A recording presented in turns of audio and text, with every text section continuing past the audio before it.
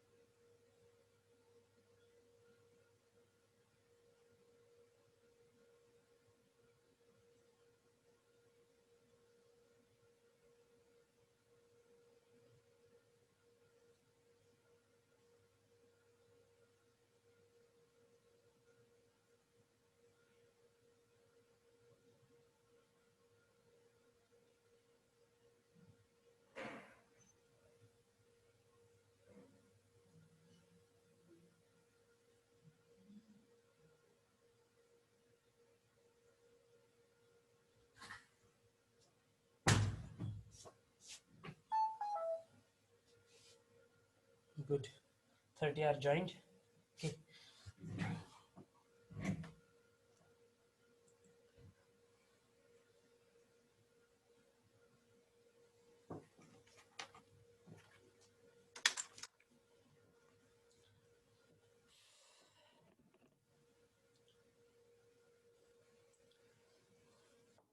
So built, operate, and transfer system. We have gone through that. We have studied that.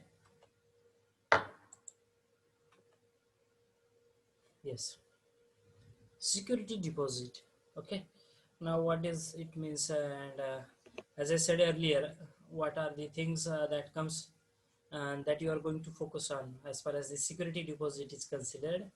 Okay, now the security deposit is an amount, is the amount the contractor has to deposit to the owner or to the concerned department before awarding the work after his tender is accepted.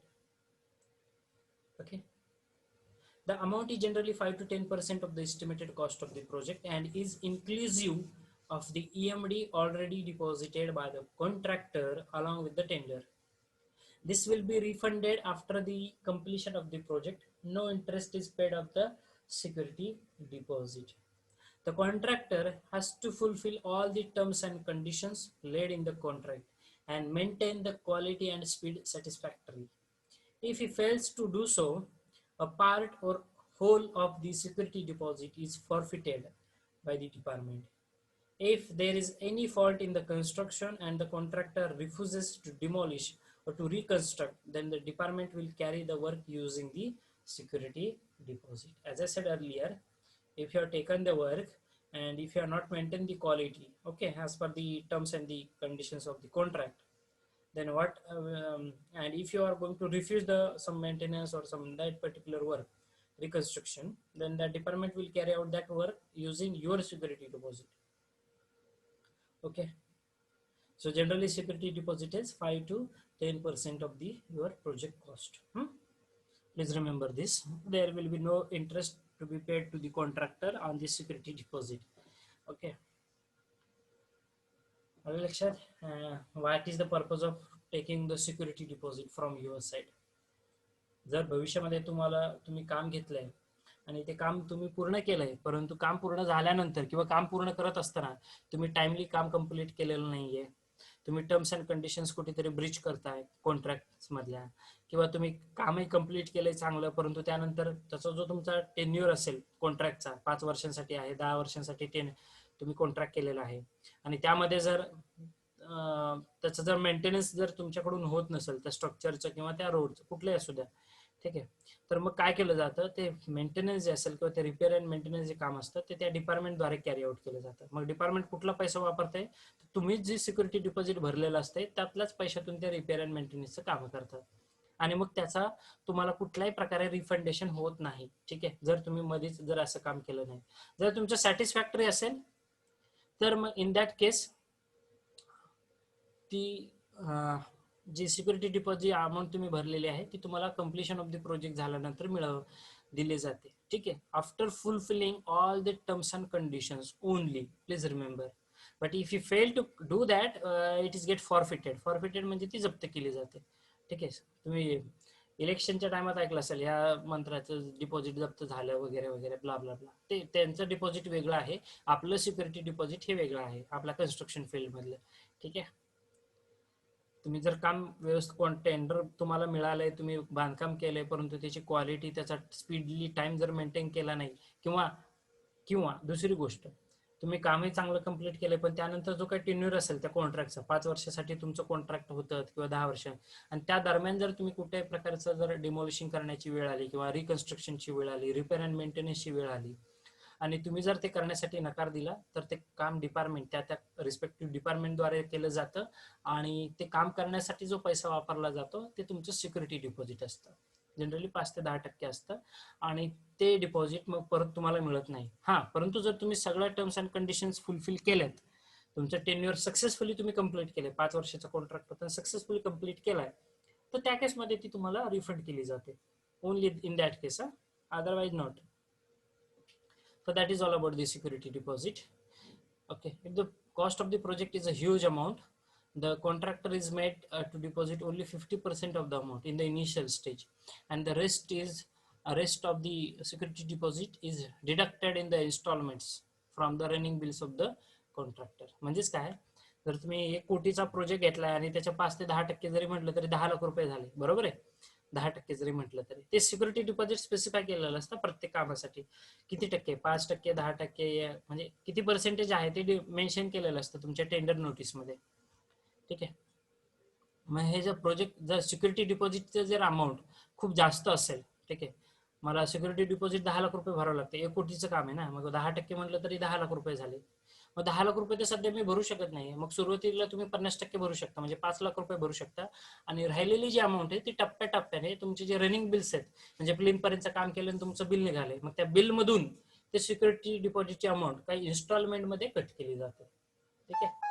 Security deposit is not collected in case of the contract for the supply of the materials as supplied materials becomes the security. Okay, security deposit is not collected in case of the contract for the supply of materials. ठीक आहे. आता security deposit किंवा earnest money deposit हा जो fund आहे ना, हा सुबोध म्हणजे सुशिक्षित बेरोजगार जे नवीन फ्रेशर लोक आहेत जे कामं घेत आहेत त्यांना अप्लाय होत नाही बरं का. ही पण गोष्ट सांगतो मी तुम्हाला. जर तुम्ही नवीन आहात आणि तुम्ही सुरुवातीला पहिलं काम घेतलेलं आहे तर त्या केसमध्ये इतके रूल्स अँड रेस्ट्रिक्शन्स नसतात तुमच्या बाबतीत. तुमचं मे बी तुम्हाला ईएमडी माफ केली जाते. बेसिकली सिक्युरिटी डिपॉझिट बद्दल फार बोलू शकत नाही मी, पण तुमची ईएमडी तरी माफ करतात ते. ठीक आहे, फ्रेशर ग्रॅज्युएट्सला. ठीक आहे, अर्नेस्ट मनी डिपॉझिट. कारण तुम्ही नव्यानच तुमची सुरुवात केलेली असते, तुमच्याकडे कुठून पैसा येणार आहे. ठीक आहे, त्यामुळे त्या केसमध्ये सिक्युरिटी डिपॉझिट आणि ईएमडी बेसिकली थोडंसं शिथिल केलं जातं नियमांमध्ये. जर तुम्ही फ्रेशर ग्रॅज्युएट्स असाल, पहिलंच तुमचं काम असेल, सुशिक्षित बेरोजगार या कॅटेगरी अंडर, पण सुरुवातीला it is just for that particular project. नंतर जसं तुम्ही एक्सपिरियन्स्ड होताल नंतर मात्र माफी नसते मग त्या सिक्युरिटी डिपॉझिट किंवा ईएमडीला, तुम्हाला भरावीच लागते. पण सुरुवातीला मात्र तसं काय रेस्ट्रिक्शन नाही, जर तुमच्याकडे सुबोच असेल तर. ठीक आहे, सुशिक्षित बेरोजगार अभियंता याचं लायसन असेल किंवा तुमचे पहिले काही प्रोजेक्ट्स असतील. किती प्रोजेक्ट बद्दल देतात हे पण मी नाही सांगू शकत, कारण that is not defined. Okay, की बाबा सर मी आता 5 कामं घेतलीत आणि ही सुरुवात आहे माझी, मग 5ही प्रोजेक्टला मला एमडी भरावं लागेल का नाही हे मात्र अनडिफाईन्ड आहे. ओके, ते त्या कन्सर्न डिपार्टमेंटवरती डिपेंड करतं कसं करायचं. ठीक आहे, परंतु ॲज पर माय नॉलेज तितके रिस्ट्रिक्शन नसतात तुम्हाला पहिल्या कामासाठी, at least for your first work which you are going to take in your hand. Okay, somebody has having some doubt, I think. If you are having, please raise your hands and please ask me the queries. I am expecting some queries from your side. विजय उराडे आज आहेत लेक्चरला. विजय, काही शंका? महेश, बाकीचे आपले regular members आहेत जे regular lecture attend करतायत. Sayali, if you are having some doubt, please raise your hand, or you can please unmute yourself and you can talk, or you can put it in the chat box also. Okay, what are the things that I know that I am sharing? Okay,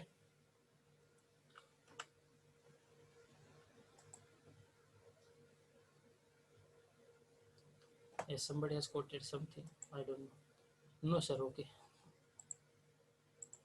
please remember whatever these PPTs that I have prepared it from the books, some part which I have taken and some part which I know when we are working on the set. ठीक आहे, as a sed earlier की सुरुवातीच्या पहिल्या 2-3 टप्प्यांमध्ये प्रोजेक्टसाठी तुम्हाला compulsion नसतं, तेवढे रूल्स अँड थोडं शिथिल केलं असतं. ठीक आहे, नवीन असतं म्हणून, नंतर मात्र घेतातच. Qualifications of the contractors.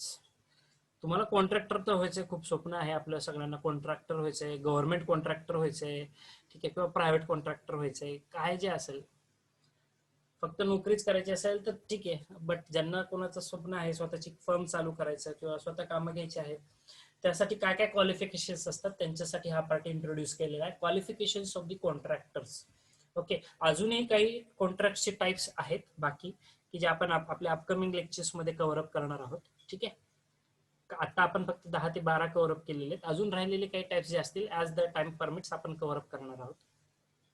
So registration of the contractors. The contractor must get himself registered in the departments, our government or non-government contractor category, for which he is interested to take up the works. मग तुम्हाला सरकारी कामं करायची असतील फक्त तर तुम्ही government contractor होऊ शकता. जर तुम्हाला प्रायव्हेट कामं करायची असतील तर तुम्ही प्रायव्हेट कॉन्ट्रॅक्टर होऊ शकता. ठीक आहे, government contractors are entitled to do government jobs if awarded. Okay, only government jobs they can take.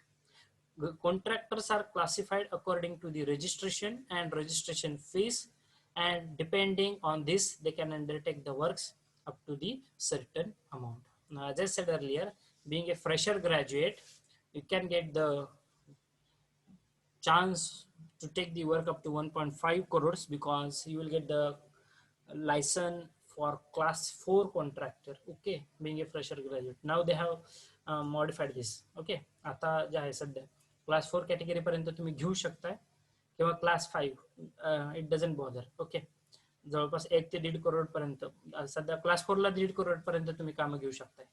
ठीक आहे, पण हेही लक्षात ठेवा, जर तुम्ही फ्रेशर ग्रॅज्युएट्स असताल तर डायरेक्टली कोणीही तुम्हाला 1.5 कोटीचं काम देणार नाहीये. तुम्हाला सुरुवात ही 1-2 लाख 50,000च्या कामापासूनच करावी लागते. At first you have to gain the minimum experience and then you can take that work, or then show the courage to take the work. Directly don't show the courage. No sir, आज मी 1 कोटीचं काम घेतो आता. देणार तर नाही पहिली गोष्ट कोणी तुम्हाला, परंतु जरी दिलं तरी पण त्यामध्ये रिस्क फॅक्टर हा खूप मॅटर करतो आणि ते तुम्हाला प्रॉपर सक्सेसफुली झालं पाहिजे, नाही तर तुमचं नाव खराब होणार. ठीक आहे, first create the name then go for the fame. हा सिंपल फंड आहे आपला सिव्हिल इंजिनिअरिंग स्टाईल मधला. Okay, first create your name, ultimately you will get the fame also. Okay, so name and fame, most of the contractors are interested. नाव खूप चांगलं झालं पाहिजे. चांगलं कधी होईल जर तुम्ही खरंच काम चांगलं करताल तर. ठीक आहे, now to get a contractor to be registered at a certain class, it may be class 1 to class 9 also, he has to apply to the competent authority. As I said earlier, I think in my previous lecture I have shown you how the PWD registration process is there. Everyone has gone in detail about that. I don't know how many students have missed that lecture. If you have missed it, I think in this or in the last week I have taken that lecture. Okay, my YouTube videos are also there. So detailed step-by-step procedure I have explained, how to make the registration to the PWD, what documents that you require. Still I am repeating the same for the new ones. Okay, so what you require the current income tax certificate, ज्याला म्हटलं जातं form number 16. ठीक आहे, जो तुमचा clear असेल तरी चालतो, म्हणजे 0 नील असेल तरी चालतो. ठीक आहे, म्हणजे तुम्ही टॅक्स पेअर नाही आहेत थोडक्यात. किंवा जर तुमचं उत्पन्न वार्षिक उत्पन्न 5 लाखांपेक्षा जास्त आहे तर तुम्ही टॅक्स पेअर असता. आता 5 लाखाची मर्यादा केली, यापूर्वी ती 2.5 लाखापर्यंत होती. 2.5 लाखाच्या पुढे टॅक्स बसायचा, आता तो 5 लाखाच्या पुढे बसतो. ठीक आहे, सो तुम्ही टॅक्स पेअर आहात का नाही, असाल तर इन्कम टॅक्स क्लिअरन्स सर्टिफिकेट पाहिजे. ठीक आहे, तुम्ही टॅक्स हा भरलेला असला पाहिजे. आणि जरी तुम्ही टॅक्स पेअर नसताल तरी नील असतो, फॉर्म नंबर 16 म्हणतात त्याला, तो नील असतो तुमचा. ठीक आहे, तो नील का व्हायना पण ते तुम्हाला पाहिजे. करंट इन्कम टॅक्स लेटेस्ट, 4 वर्षापूर्वीचं टॅक्स इन्कम टॅक्स सर्टिफिकेट दाखवून काय उपयोग नसतो. लेटेस्ट दाखवावं लागतं तुम्हाला. दरवर्षी टॅक्स हा भरावा लागतो आणि त्या वर्षाचं इन्कम टॅक्स तुम्हाला प्रोड्यूस करावं लागतं certificate. Then work certificates for the all the works performed during the last 3 years and those who are in progress. म्हणजे एखादं काम तुम्ही यापूर्वी केलेलं, मागील 3 वर्षात तुम्ही किती प्रोजेक्ट्स केलेत आणि सध्या किती प्रोजेक्ट्स ऑन गोईंग आहेत. मग ह्याचं वर्क सर्टिफिकेट, याला कम्प्लिशन सर्टिफिकेट असं म्हटलं जातं, सीसी कम्प्लिशन सर्टिफिकेट्स. आणि त्याचा फीडबॅक फ्रॉम दी क्लायंट और फ्रॉम दी कस्टमर्स, की नाही बाबा हा कॉन्ट्रॅक्टर खूप चांगला आहे, खूप चांगली कामं केलेली असतात. ठीक आहे, फक्त ओरल कम्युनिकेशन होत नाहीत हे वर्क सर्टिफिकेट, लिगल डॉक्युमेंट्स लागतात त्याचे कम्प्लिशन सर्टिफिकेटचे. ठीक आहे, आणि त्याच्यासाठी एक प्रोसिजर असते. तुम्हाला ऍज अ कस्टमर तो माझा अधिकार असतो कम्प्लिशन सर्टिफिकेट मिळवण्याचा एखाद्या इंजिनियरकडनं. आणि त्या इंजिनियरनी सुद्धा जर त्यानं मागील 3 वर्षामध्ये जे काही प्रोजेक्ट कम्प्लीट केलेले त्याचं एक ना एक डॉक्युमेंट, एक खेळा परचेस केलाय, त्या खेळाची परचेस ऑर्डर किंवा त्या खेळाचं बिल, एका सिंगल खेळाचं ते बिल सुद्धा त्याच्याजवळ असणं अपेक्षित असतं. कारण आपल्या सिव्हिल फील्डमध्ये 2 प्रकारची ऑडिट्स होतात. एक असतं स्ट्रक्चरल ऑडिट आणि दुसरं असतं तुमचं फायनान्शियल अकाउंट ऑडिट. ठीक आहे, सो स्ट्रक्चरल ऑडिटमध्ये किती क्वांटिटी लागली, किती मटेरियल लागले, किती वर्कमॅनशिप तुम्ही यूज केलेलं आहे, लेबर वर्क्स, अनस्किल्ड स्किल, किती मशिनरीज, टूल्स, प्लांट्स, इक्विपमेंट्स तुम्ही यूज केलेलं आहे, काय स्टाईल ऑफ कन्स्ट्रक्शन होती, काय मोड ऑफ कन्स्ट्रक्शन होता, सगळ्याच ऑडिट केलं जातं. ठीक आहे, आणि तुमच्या फायनान्शियल ऑडिटमध्ये, अकाउंट्स ऑडिटमध्ये फायनान्शियल अस्पेक्ट्स डिटेल स्टडी केले जातात. ठीक आहे, त्यामुळं प्रत्येक डॉक्युमेंट जपून ठेवणं हे खूप महत्त्वाची गोष्ट आहे. तुम्ही एखाद्या कन्स्ट्रक्शन साईटवरती ऑफिसमध्ये जावा, बघा तुम्हाला किती फाईल्स दिसतात. एकच साईट असते, तुम्हाला प्लेंटी नंबर ऑफ फाईल्स दिसतील, तुम्हाला कमीत कमी 20-30 तरी. ठीक आहे. प्लॅनची फाईल वेगळी आहे, क्रॉस सेक्शनची फाईल वेगळी आहे, टीपी सँक्शन प्लॅनची फाईल वेगळी आहे, स्ट्रक्चरल डिझायनरची फाईल वेगळी आहे, कन्सल्टंटची फाईल वेगळी आहे, पीएमसी स्वतः वेगळी फाईल बनवतो. पीएमसी म्हणजे प्रोजेक्ट मॅनेजमेंट कन्सल्टंट. ठीक आहे, जो थर्ड पार्टी असतो. म्हणजे जर सपोज गव्हर्नमेंट स्कीम आहे, एक एक्झाम्पल मी सांगतो तुम्हाला. प्रधानमंत्री आवास योजना जी सध्या चालू आहे, ठीक आहे, काम कुणाचं आहे, ते काम सेंट्रल गव्हर्नमेंट कडून आलेलं होतं. ठीक आहे, प्रधानमंत्री आवास योजना गरिबांसाठी घर बांधायचे, लो इन्कम ग्रुपसाठी. हे मग हे काम कुणा थ्रू चाललंय, तर ते नगरपालिका, पंढरपूर नगर परिषद किंवा पंढरपूर नगरपालिका यांच्या मार्फत होत आहे. मग त्यांनी काम कुणाला दिलं, तर XYZ कंपनी, प्रायव्हेट कंपनी. मग हे प्रायव्हेट कंपनी काम कसं करतं हे मॉनिटर करण्यासाठी नगरपालिकेद्वारे एक माणूस नियुक्त केला जातो. त्याला म्हटलं जातं पीएमसी, प्रोजेक्ट मॅनेजमेंट कन्सल्टंट, की जो रिपोर्टिंग डायरेक्टली नगरपालिकेला करत असतो की ह्या प्रोजेक्ट कसा चाललेला आहे. ठीक आहे, मग त्याचं वेगळं, त्याचे डॉक्युमेंटेशन वेगळं, तुम्ही किती सेफ्टी हेल्मेट्स आणले, तुम्ही किती सेफ्टी जॅकेट्स वापरताय, शूज वापरताय, machines, labours, equipments, material, salaries, printer किती कम, एक ना एक कन्स्ट्रक्शन साईटवरती जेवढा काही खर्च होतोय, तुम्ही मटेरियल जे काही परचेस करताय, प्रत्येक गोष्टीचा हिशोब ठेवावा लागतो आपल्याला. म्हणून तितकं कॅज्युअली घेऊ नका. नाही बा चला हे दर 10 रुपये जा 2 खेळे आण, त्याचं बिल पण आणायला लावायचं, कारण ते तुमच्या ऑडिटमध्ये महत्वाचं असतं. कुणी खिशातून पैसे घालत नाही. कन्स्ट्रक्शनचा आपला बिझनेस असा आहे, स्वतःचा रुपये सुद्धा वापरत नाहीत. ठीक आहे. त्यानंतर solvency certificate for an appropriate amount that is been issued by the bank. I hope we have discuss this in detail. Solvency certificate म्हणजे बँक तुम्हाला एक विश्वासार्हता दाखवते. ठीक आहे, की नाही बाबा ह्या व्यक्तीचे बँक ट्रान्झॅक्शन खूप चांगले आहेत, कुठल्याही प्रकारचा फ्रॉड नाहीये, कुठल्याही प्रकारची EMI पेंडिंग नाहीयेत, एक रेग्युलर ट्रान्झॅक्शन आहे, खूप चांगलं ट्रान्झॅक्शन आहे. मग बँक एक विश्वासार्हता दाखवते. ठीक आहे, ट्रस्ट दाखवत असते. ठीक आहे, ही ट्रस्ट दाखवते, त्या बदल्यात तुम्हाला एक सर्टिफिकेट इश्यू केलं जातं बँकेद्वारे, त्याला सॉल्व्हन्सी सर्टिफिकेट म्हटलं जातं. ते काय स्पेसिफिक अमाऊंटसाठी असतं आणि ते काय स्पेसिफिक ड्युरेशनसाठी असतं, प्रत्येक इयरला. नाही तर तुम्ही सॉल्व्हन्सी सर्टिफिकेट 10 वर्षापूर्वी काढता, नाही चालत. ठीक आहे, करंट स्टेटस काय, तुमचे करंट बँक ट्रान्झॅक्शन कसे आहेत, किती लाखाचा फ्रॉड तुम्ही केलेला असेल, सो ते माहीत होण्यासाठी बँक सॉल्व्हन्सी सर्टिफिकेट खूप महत्वाचं असतं. आणि आपल्याकडे इतके स्ट्रिक्ट नियम असून सुद्धा बँकेमध्ये घोटाळे होतात. सॉल्व्हन्सी सर्टिफिकेट इश्यू केलंय, अरे पण ते सॉल्व्हन्सी सर्टिफिकेट इश्यू करून तो व्यक्ती पैसे घेऊन फरार झालाय, त्या केसमध्ये बँक तरी काय करणार आहे. ठीक आहे, हा, जर बँकेला आधीपासून माहिती आहे की हा व्यक्ती लबाड आहे किंवा त्याचे ट्रान्झॅक्शन चांगले नाही, तरी सुद्धा जर त्यांनी सर्टिफिकेट इश्यू केलं, that is the biggest fault mistake done by the bank and that includes the corruption. Okay, so solvency certificate एक विश्वासार्हता असते. बँक तुम्हाला एक विश्वासार्हतावरती एक पत्र देत असते की ह्या व्यक्तीचे बँक ट्रान्झॅक्शन खूप चांगले आहेत आणि या अमाऊंट करता ऍटलिस्ट 10 लाखाचा प्रोजेक्ट आहे, त्यांना 10 लाखाची गरज आहे, तर त्या अमाऊंटसाठी आम्ही म्हणजे लोन घेण्यासाठी किंवा इतर काही गोष्टींसाठी आम्ही तुम्हाला हे सॉल्व्हन्सी सर्टिफिकेट इश्यू करतोय. ठीक आहे, आणि हे दरवर्षी काढावे लागतं. अरे दरवर्षी नवीन असतं ते, कारण तुमचे बँक ट्रान्झॅक्शन काय सगळ्याच वर्षी सारखे राहतील, चांगले राहतील याचा काय भरोसा नसतो. आता तर पॅन्डेमिक सिच्युएशनमुळे पुरी वाट लागलेली. ठीक आहे, then attested copies of the deed of partnership जर तुम्ही करत असाल तर हे लागू आहे.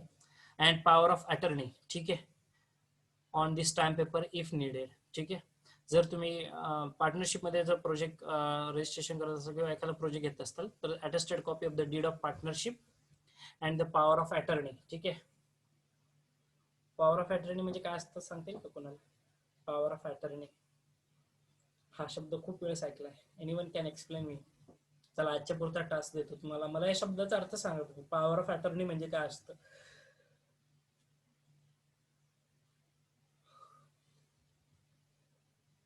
You can put it in the chat box also. What is power of attorney?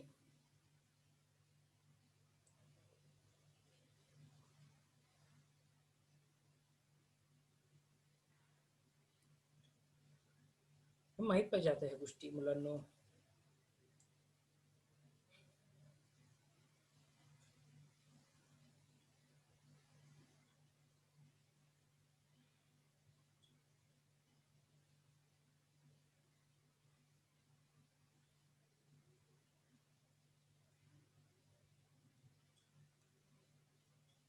Anyone?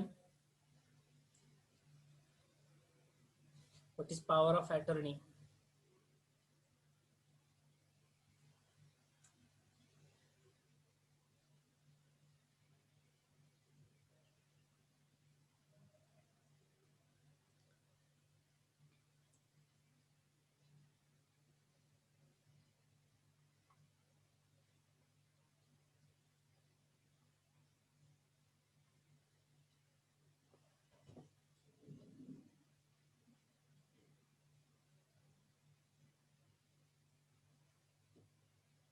Please put it in the chat box if you are having something.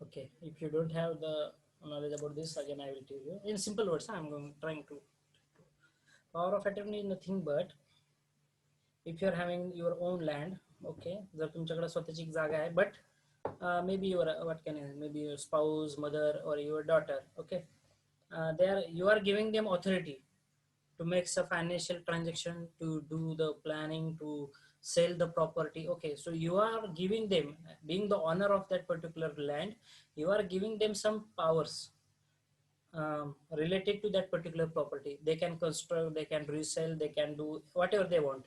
Okay, so you are giving them some authority to them. That is nothing but the power of attorney. In simple words, 4 ते 5 प्रकारे असते power of attorney, but एका सोप्या शब्दामध्ये. Okay, power of attorney म्हणजे काय? आपल्याकडे बघा, ज्या भोगटदार क्रमांक 1 मधल्या म्हणजे ज्या तुमच्या मूळ मालकाच्या जमिनी असतात किंवा एखाद्या व्यक्तीला बक्षीसपत्र वगैरे मिळालेलं असतं, ठीक आहे. मग ज्या व्यक्तीला बक्षीसपत्र मिळालेलं असतं, ठीक आहे, बक्षीसपत्राचा एक एक्झाम्पल घेऊ आपण. आपल्याकडे यापूर्वी सुशिक्षित बेरोजगारांना जमिनी दिल्या जायच्या, ठीक आहे, पूर्वी होत्या, आता माहित नाही मला किती देतात काय नाही, पण आधी जमिनी दिल्या जायच्या, ठीक आहे, शेती करण्यासाठी. मग ही लोक काय करायचे, त्यावरती शेती करायचे. त्यानंतर स्मार्टनेस जसा वाढलाय लोकांचा, ठीक आहे, ते काय करायला लागले, शेती सोडून जी शेतीसाठी लँड मिळालेली सरकारकडनं, ठीक आहे, बक्षीसपत्र म्हणून जी मिळालेली आहे, ती बक्षीसपत्र जमीन डायरेक्ट त्यांनी डेव्हलपमेंटला घेतली. बक्षीसपत्र जमीन डायरेक्टली डेव्हलपमेंटला घेतली. मग डेव्हलपमेंट करताना त्यांनी सपोज 1 एकर जागा होती, मग त्याचे 30 गुंठे पाडलेत, 40 गुंठे जे काय असेल ते पाडलं. मग ते पाडल्यानंतर एक व्यक्तीने जागा घेतली, XYZ व्यक्तीने, ठीक आहे. लीगल मॅटर्स रिलेटेड, या दॅट सर एका टायमिंगला किती कॉन्ट्रॅक्ट घेऊ शकतो? एका टायमिंगला तुम्ही 3 ते 4 कॉन्ट्रॅक्टही घेऊ शकता, ठीक आहे, पण कॉन्ट्रॅक्ट देणारा व्यक्ती आधी तुमची हिस्ट्री तपासतो की तुम्ही तेवढे कॅपेबल आहात का. आता तुम्ही L&T सारखी कंपनी बघताल, त्यांची एका टायमात 100 कामं चाललेली आहेत, ठीक आहे, कारण they are capable, they are having the big firms. तुम्ही एक छोटीशी कंपनी आहे तुमची आणि तुमच्याकडे सध्या 10 कामं आहेत, मग तुम्ही 11वं काम करू शकता का, हा विश्वास तुम्हाला त्या समोरच्या व्यक्तीला पटवून द्यावा लागतो. नाहीतर तसं काय लिमिटेशन नाही, तुमची खूप कामं तुम्ही घेऊ शकता एका वेळेस, पण ते मॅनेजमेंट तुमच्यावरती डिपेंड आहे, एका टायमाला किती घ्यायला पाहिजे. आणि कधी पण ज्यावेळेस तुम्ही टेंडर भरत असता त्यावेळेस तुमची वर्क हिस्ट्री, जसं मी सांगितलं, मागील 3 वर्षात तुम्ही किती कामं कंप्लीट केलेली आहेत आणि सध्या किती तुमची इन प्रोसेस आहेत, याचा सुद्धा अभ्यास असतो, ठीक आहे.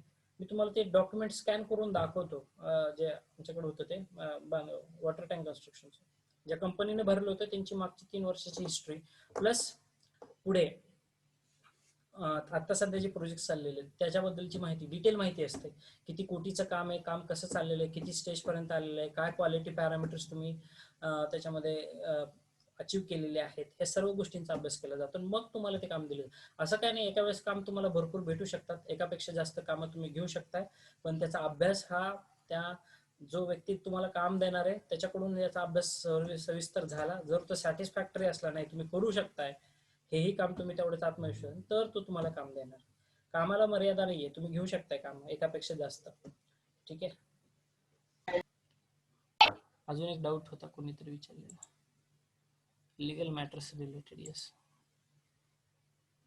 हां, somebody has, no doubt then. Okay, so we are discussing power of attorney. I hope now it is clear. Okay, तर हां, मी जे एक्झाम्पल तुम्हाला सांगत होतो, तर ते ज्या व्यक्तीला त्याचं बक्षीसपत्र जमीन मिळाली त्यांना ती लँड डेव्हलप करायला घेतली. मग डेव्हलप करताना त्यानं प्लॉट पाडले, त्या जागेचे प्लॉट पाडल्यानंतर लोकांमध्ये मार्केटिंग केली, हे आमचे प्लॉट आहेत बाबा. पण ज्यावेळेस त्याची खरेदी व्हायला सुरुवात होते, ठीक आहे, ज्यावेळेस त्याचं सेल डीड होतं, तर सेल डीडला 7/12 मूळ मालकाचंच नाव राहतं, ठीक आहे, तुमचं नाव येऊ शकत नाही. बेसिकली हा प्रॉब्लेम कुठे येतो माहिती आहे, ज्या बिगर एन ए प्लॉट्स आहेत, ठीक आहे, आपल्याकडं बिगर एन ए प्लॉट्स भरपूर आहेत आणि बिगर एन ए प्लॉट्सची खरेदी जोरात चालते. ठीक आहे. पण बिगर एन ए प्लॉट जर असेल, जर एन ए नसेल जर प्लॉटचा, तर प्रॉब्लेम काय येतो, तुमचं 7/12 वरती नाव मूळ मालक म्हणून कधीच लागू शकत नाही जर तो प्लॉट एन ए नसेल तर. ठीक आहे. मूळ मालकाचं नाव म्हणजे मूळ मालक म्हणून तुमचं नाव लागत नाही. जो मूळ मालक असेल, ठीक आहे, XYZ माणूस, त्याचंच नाव मूळ मालक म्हणून लागतं. तुमचं नाव इतर अधिकारांमध्ये लागतं. मग इतर अधिकारांमध्ये तुमचं त्या जागेची पक्की खरेदी होत नसते कधीच, तर तुमचं मुखत्यार पत्र केलं जातं. ठीक आहे, त्याला मुखत्यार पत्र असं म्हणतात. तर हे मुखत्यार पत्र म्हणजे काय असतं, तर तुम्हाला एक तुम्हाला फुल राईट्स असतात, तुम्ही तिथे डेव्हलप करा, बांधकाम करायचं ते करा, पण मूळ मालक मात्र तोच व्यक्ती असतो. ठीक आहे, तुमचं इतर अधिकारांमध्ये नाव लागतं त्याच्यामध्ये. ठीक आहे, अशी गोष्ट. आणि त्याची खरेदी म्हणजे जर जशी तुम्ही खरेदी केली ना इतर अधिकाऱ्यांमध्ये नाव लागून, तसंच तुम्हाला त्याची विक्री पण करता येते, पण मूळ मालक मात्र परत शेवटी तोच व्यक्ती राहतो. त्याच्यामुळं बिगर एनी प्लॉटचे खरेदीचे व्यवहार जे असतात ना, ते थोडेसे डोक्याला किचकट असतात. ठीक आहे, हेडेक असते, ते रिस्क फॅक्टर आहे बिगर एनी प्लॉट आहे. हा, जर तुम्ही डेव्हलपर आहात आणि तुम्ही बिगर एनी प्लॉट अख्खी शेत 5 एकर शेत घेतलंय आणि मग तुम्ही त्याचे एन ए करताय, दॅट इज ओके. तुम्हाला 20 गुंठ्यापेक्षा जास्त प्लॉट आहे, तुम्ही इझिली एन ए करू शकताय. ठीक आहे, येणे करूनच प्लॉट, बेसिकली तुम्हाला प्लॉट जर परचेस करायचं तर येणे प्लॉटच परचेस करा, माझं तर हे म्हणणं राहील सर्वांना. बिगर एने प्लॉट करायचं असेल तर ते एका क्वांटिटी मध्ये घ्या आणि डायरेक्टली लगेच त्याला एनए साठी अप्लाय करा. नाहीतर एक व्यक्ती आहे, नाही सर मला 1 गुंठा जागा घ्यायची, ती बिगर येणे आहे, एका शेतकऱ्यांनी प्लॉट पाडलेत, तशा जागेला मूळ मालकाचं लय मोठा मॅटर असते. ठीक आहे, ते मूळ मालकाचं नाव लवकर निघत नाही. ठीक आहे, वर्षानुवर्ष तुमच्या फायली ग्रामपंचायत म्हणा, जिल्हाधिकाऱ्याकडे पडून असतात ते येणे होण्यासाठी, ते काय पुढे सरकत नाही. त्याच्यापेक्षा it's better you always purchase the येणे प्लॉट्स. हा, जर मोठ्या क्वांटिटीमध्ये घ्यायचं आहे सर, 1 एकर शेत घेतोय, 2 एकर शेती घेताय, ठीक आहे, you can take it and directly you can go for the making the process for an also.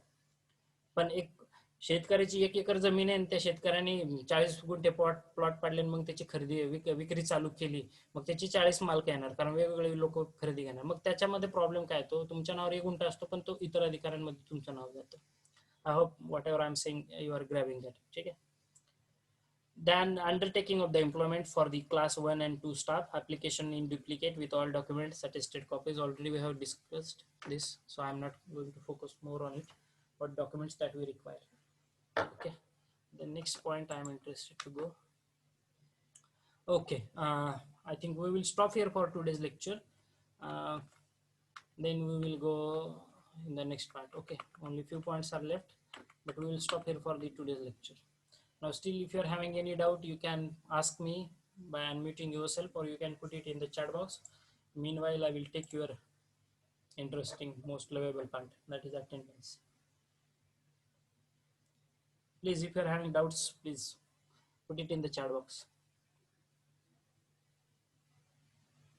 बाहेर पडल्यावरती सगळं कळते, येणे काय असते, किती त्याचे गोष्ट गोंधळ असते ते बिगर एने प्लॉटला.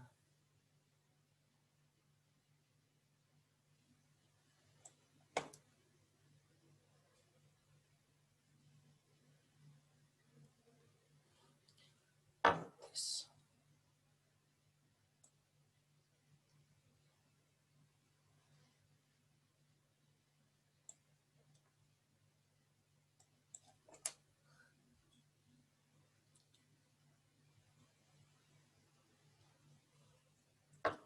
If I missed out someone's attendance, please, if you're having any doubt, please let me know.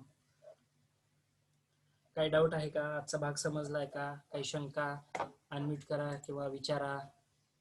Dear participants, कोणाला विचारूया. हर्षद राऊत, समजते का, मला रिस्पॉन्ड करा.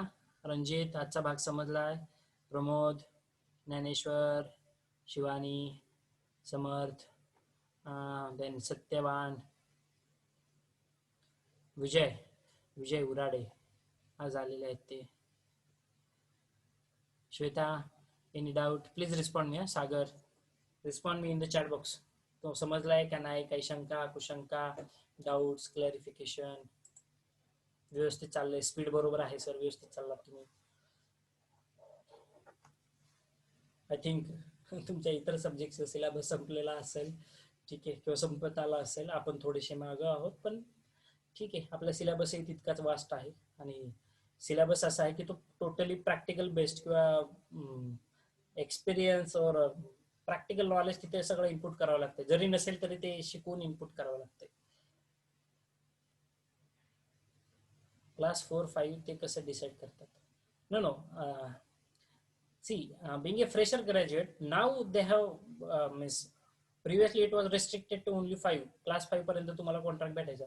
आता बघा डिप्लोमा होल्डर्स अमाऊंट कमी असते, डिप्लोमाचे लोकांना फक्त डिप्लोमा बेसिसवर तुम्ही कॉन्ट्रॅक्ट काढायला जाताल तर ती अमाऊंट माझ्या मते 50 लाखाच्या आसपास आहे. आधी ती कमी होती, 35 लाख होती, आता 50 लाखापर्यंत वाढवली आणि आता मे बी ती 75च्या आसपास पण गेली असेल, मला एक्झॅक्ट फिगर माहित नाही, पण ती 50 लाखाच्या आसपास आहे. तेच शिवाय क्लास 5-6-7 साठी तुम्हाला जावं लागतं. ठीक आहे, लोअर क्लास आहे तो, डिप्लोमा एज्युकेशन आहे फक्त. ते जर तुमची डिग्री झालेली तर तुम्ही अगदी क्लास 4 पर्यंत घेऊ शकताय.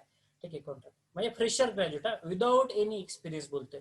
हा, आणि जर तुम्ही एक्सपिरियन्स्ड असताल तर मग तुम्ही अपर क्लासेससाठी जाऊ शकता, इव्हन क्लास 1 साठी सुद्धा जाऊ शकता. पण त्याचे प्रत्येक क्लाससाठी रूल्स अँड रेग्युलेशन आहे की तुम्हाला किती एक्सपिरियन्स असणं आवश्यक आहे. जर तुम्हाला क्लास 1चं कॉन्ट्रॅक्टर काढायचं आहे, लायसन काढायचं असेल तर. ठीक आहे, क्लास 2 साठी काय रूल्स अँड किती एक्सपिरियन्स आवश्यक आहे. फक्त एक्सपिरियन्स बघत नाही, ते तुमच्या कामाचा दर्जा, क्वालिटी, तुमची वर्क हिस्ट्री प्रिव्हियस, ठीक आहे, ही सगळी तपासली जाते. त्यानंतर तुमच्याकडे अवेलेबल असलेला man power, workmanship, machines, plants, equipments, प्रत्येक गोष्टीचा जो सिव्हिल रिलेटेड पार्ट आहे त्याचा प्रत्येक गोष्टीचा अभ्यास केला जातो आणि मग ते इश्यू केलं जातं. त्यामुळेच वेगवेगळ्या क्लासेससाठी वेगवेगळे रूल्स अँड रेग्युलेशन्स आहेत. आपण बिंग ए फ्रेशर ग्रॅज्युएट, आता तुम्ही क्लास 4 पर्यंत घेऊ शकता आणि मी जसं सांगितलं 1.5 करोड आहे अमाऊंट. ठीक आहे, बिंग फ्रेशर.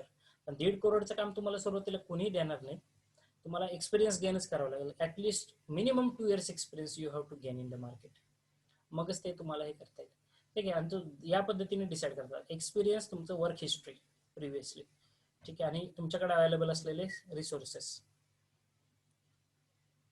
ठीक आहे, आणि तुम्ही कुठल्या क्लास आहे, फक्त गव्हर्नमेंट कॉन्ट्रॅक्टर आहात का प्रायव्हेट कॉन्ट्रॅक्टर आहे, ते सुद्धा बघितलं जातं.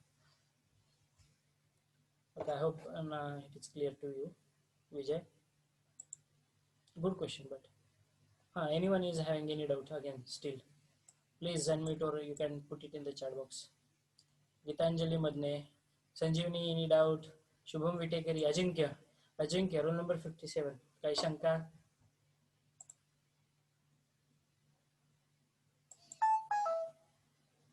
Ajinkya, Akash, Subhash, Shivani, Mayuri, roll number 20. Kai Shankaslas Vichara, Ranjit. If you don't have any doubt, then I will stop here for today's lecture. Thank you for attending this lecture. Have a great day. We will meet on tomorrow at 3:30. Okay, tomorrow at 3:30 we are having the lecture, so we will meet at that particular time. I will take your leave for this particular time. Thank you. Goodbye.